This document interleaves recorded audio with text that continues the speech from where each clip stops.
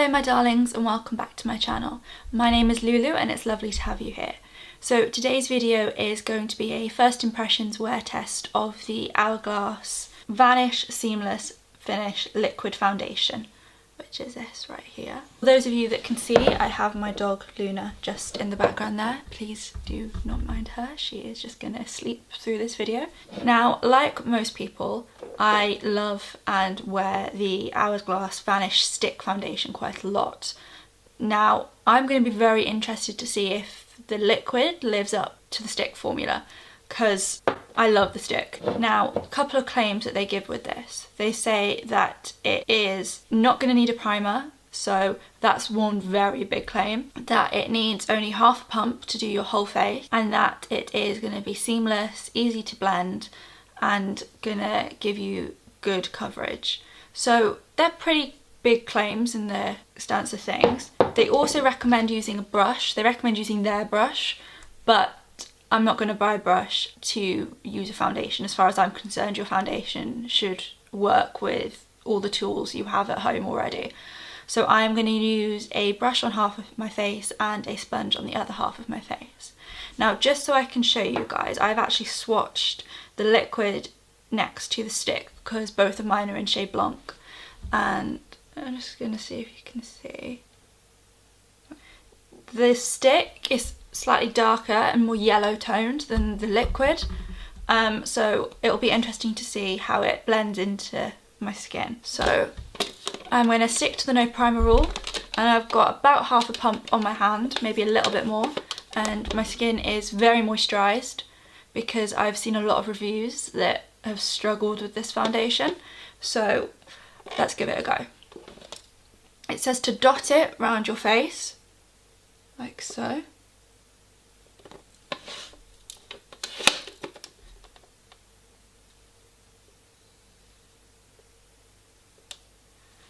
And then I've got a little It Cosmetics brush here. This is the Heavenly Luxe Complexion. I'm going to work quite quickly.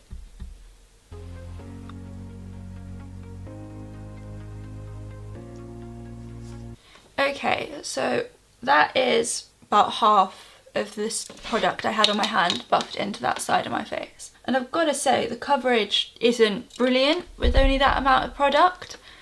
Also, it's very hard to blend actually, which I've seen a lot of reviews state, but I kind of didn't think it would be quite this hard. It dries down very fast, so if you don't blend it quick enough, it gets quite patchy and sticks, so it makes it very hard to blend evenly over your skin. So with that said, I'm going to take my beauty blender, which is my preferred method of application. I'm going to dip in, just going bounce that on my skin. Yeah, see, it's, for me that's just not enough product. I'm taking a pump onto my hand. Dot that around.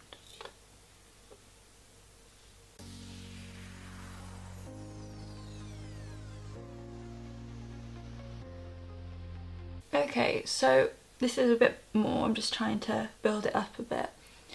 I would definitely say that I prefer the sponge. However, although I've used more than they recommend, I would still say that if I was you guys, I wouldn't use a lot of this product. I think the more you use, the cakier it looks and the harder it is to blend. I definitely work in little sections and build up slowly with small amount of product. Considering I wanted to love this foundation, I'm not quite sure it's living up to the expectation that I had in my head. Okay, so that's a full layer on this side of my face, and I'm just going to retake the brush and use the rest of the product on my hand and just see if I can build it up on this side of my cheek. Yeah, so it's sticking to pretty much any dry patches I have on my face. So I have combination skin and I had a facial yesterday. So wherever she's done any extractions and anything, especially like around my nose here and a couple on my chin, it definitely isn't looking great. It's looking quite cakey, it's sticking funny. It doesn't look very blended. I'm really disappointed with this off the bat. I don't think I'm gonna like this, which I really wanted to. So Okay, I'm just going to put some concealer on and see if I can remedy this because I'm struggling here.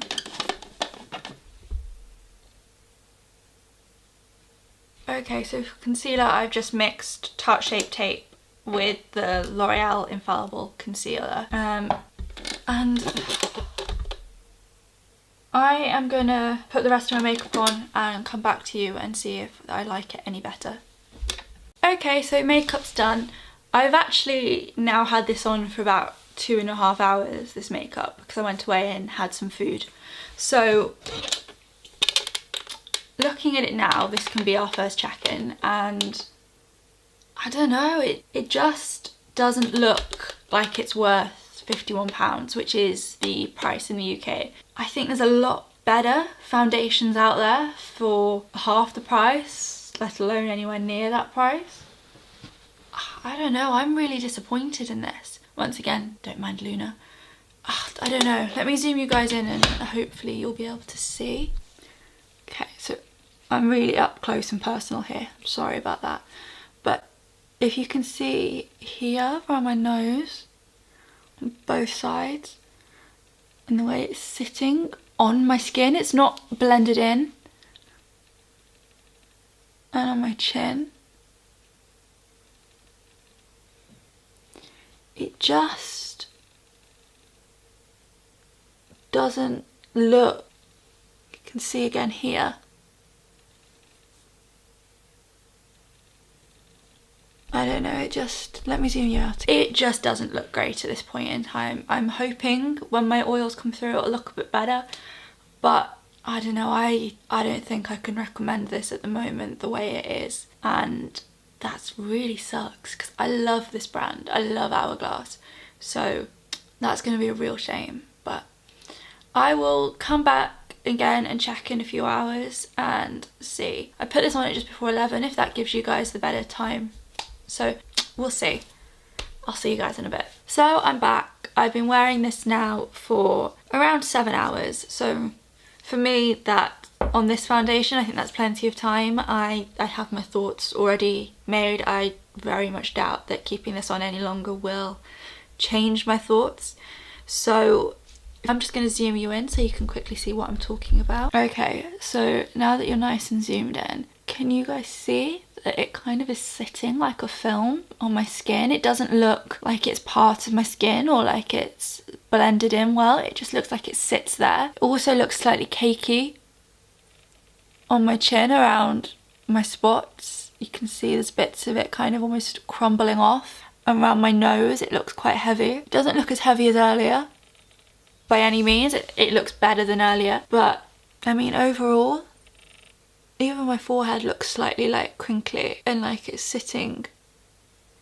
See, I'm sitting here on the camera and it looks okay, like in the viewfinder it looks fine. I'm thinking, oh no, it looks quite nice actually, but in person and up close it just doesn't look good. So my overall thoughts of the Hourglass Vanish Liquid Foundation are that, if I'm honest, I don't think this foundation is up to the mark. I think Hourglass is a brilliant brand and they have amazing products, and I really think this one just doesn't meet the standard that they normally put out. I think if you've got very oily skin then you may be okay with this. You may find that you can get it to work, because from what I can see that the dryness in my skin is the issue. However, after saying that, it is sitting on my skin quite funny and it isn't kind of blending into my skin properly, so I'm not even sure if oily skin would be able to make this work properly. So overall, for me it's a no, I can't recommend it. I probably won't use it again. I definitely won't use it again on its own.